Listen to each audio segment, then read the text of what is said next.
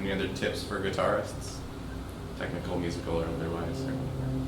Well, I would say something we already said is not only listening to the guitar scene, not only recordings, but concerts, live concerts, so you can really see how the musician handles the concert, the energy.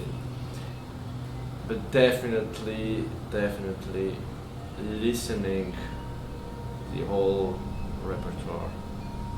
And also live, not only in concerts. Try to see a very good orchestra live and get this incredible sound. I remember it. I'm still shocked from the first time I heard the Wiener Philharmoniker. Just the sound they had was incredible, just incredible.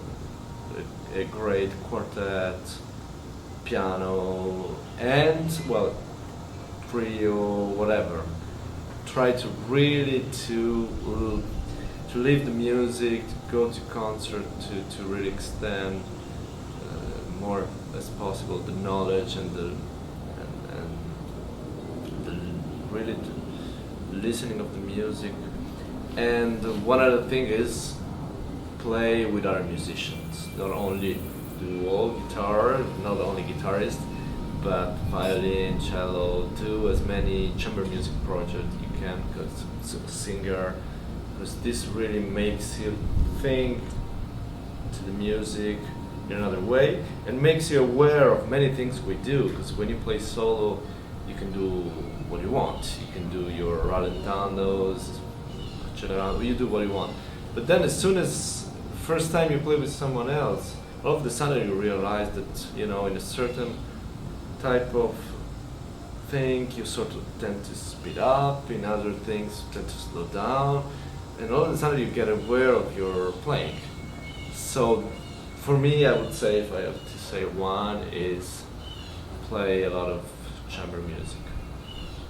Yeah. Yeah, it's like walking in front of a mirror. You realize how funny is your walk. Yeah. You never thought, you never saw yourself, never think of yourself from outside, and then all of a sudden you're in front of a mirror and you realize, you know, you're making funny movement like Italians do with your hands, or you're walking in a funny way. So really playing with someone else is a way to see yourself in a mirror and understand what's going on and what you want to change. Yeah, and the first time you do it, it's really interesting, because the other musician would say, "Please don't slow down there," and you're like, "What? Did I slow down? Don't speed up here." You know, it's just all of a sudden you get aware of many things. So then when you play solo, you start listening to yourself much more, and it changes everything. Yeah.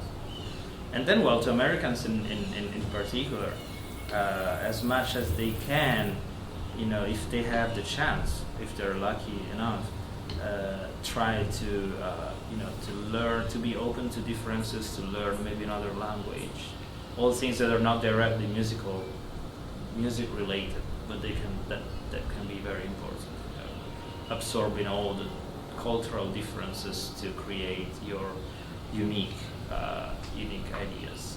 Travel as much as they can. Yeah. I remember once, years ago, more than 10 years ago, playing in this place. I think it was in Nebraska, and a guy after the concert came to me. He wasn't that young. He might have been, I don't know, 17, 18. And he asked me, "So you're from Italy? Yeah. Is that in Europe?" "Yeah." "Oh, do you have like electricity there?" And I said, "Well, yes." This might be extreme. This is extreme, yes, of course, and I mean, this could happen here like anywhere else. But definitely, you know, such a big country sometimes can make you forget of how different and how incredibly diverse the world can be. So I think, you know, for instance, learning a different language, most Americans take Spanish, so that's great. Learning a different language is really like opening a new window in your wall. and getting much more light out through it. So that would be another advice. You guys want to talk a little bit about your latest CD? Sure. It's a very fancy digipack CD. No, this is something we've worked on for years. It's Ferdinand Rebai was a pianist and a composer and a composer from Vienna who lived between 1880 and 1953, and he's as much as he enjoyed success in his early years, at some point, especially during the years of the Second World War, his music wasn't recognized anymore. He lost his job as a piano teacher at the Music Academy in Wien. He was neglected. He was forgotten by pretty much everyone around him. And that was the time, so late 30s, early 40s. That was the time where Ferdinand Rebai, who had a niece who was a guitar player, started writing substantial works for guitar, especially chamber music. So here we have somebody who's mostly a piano composer and choir and vocal music composer. He's written lieder, he's written 2 operas, he's written choir pieces mostly. And then at some point he decides to write sonatas, mostly sonatas for all possible musical instrumental combinations with the guitar. Starting from the solo. Starting from the solo pieces, yes, and then broadening his output and expanding it to chamber music. And so we really think that this is great music, because Rebai kind of fills the empty space, the hole that we have, between the late classical guitarists or early romantics such as Cost and Ragondi and Merz, and the 20th century repertoire. I mean, because our so-called romantic repertoire is very little and somehow and sometimes a little weak.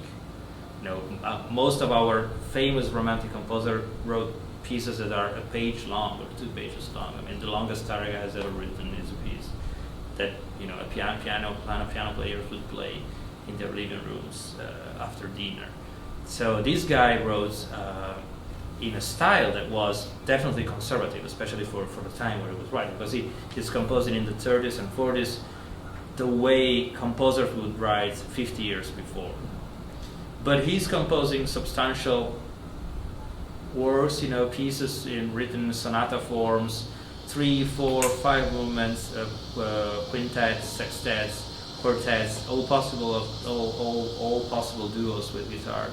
And so we've done quite a bit of his chamber music. We've done music. We've done the quintet for 2 guitars and winds. We've done music for flute and guitar.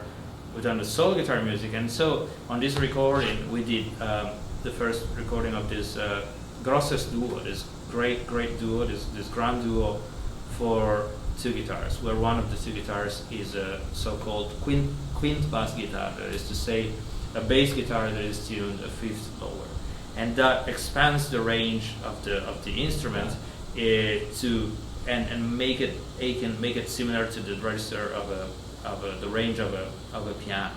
So you have a left hand. You have a left hand or a right hand, and the piece is about 20 minutes long, 3 movements, and so the rest of the CD is some solo sonatas, a couple of solo sonatas that we play.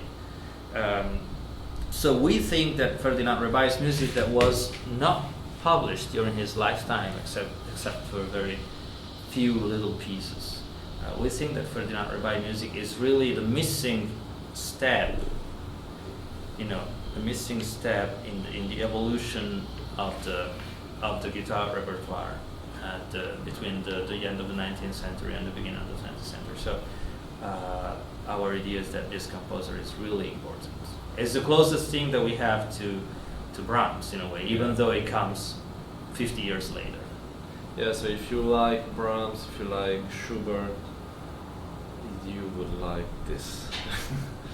If you don't like Brahms, there's some people that if you don't like Brahms, don't buy it. If I Forget would about like Brahms, I would choose another instrument. Yeah. Okay, that's not for you. If you like Brahms music and Schubert music, this is really very interesting. We really love that style, that music,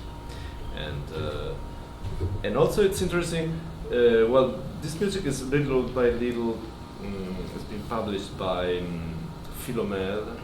It's an edition in Geneva. It's pretty small, but so you can probably find it in the Google. And some of the pieces are also easier pieces. And it's not just very difficult music, not just sonatas.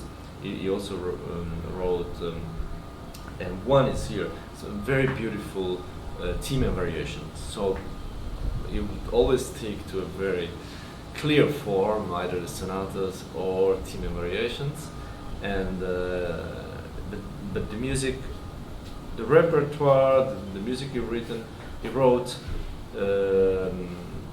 sometimes is also easy for younger players, not just very big songs. The two sonatas here are pretty big and difficult, but you can find some music that is not that difficult and still is very beautiful in his catalog, because it's amazing. The number of pieces he wrote is like more than 400. You know, Just for guitar. Just for guitar, yes. Wow. Guitar And none of it published, because he would just write them for his niece, and some things are being published by this publisher, Swiss publisher Philomel, as I was saying. The majority of his music is manuscript, and it's held at the Austrian National Library in Vienna, and in a couple of other minor libraries in Austria. So little by little we're making editions of this music, so it will be more and more available also.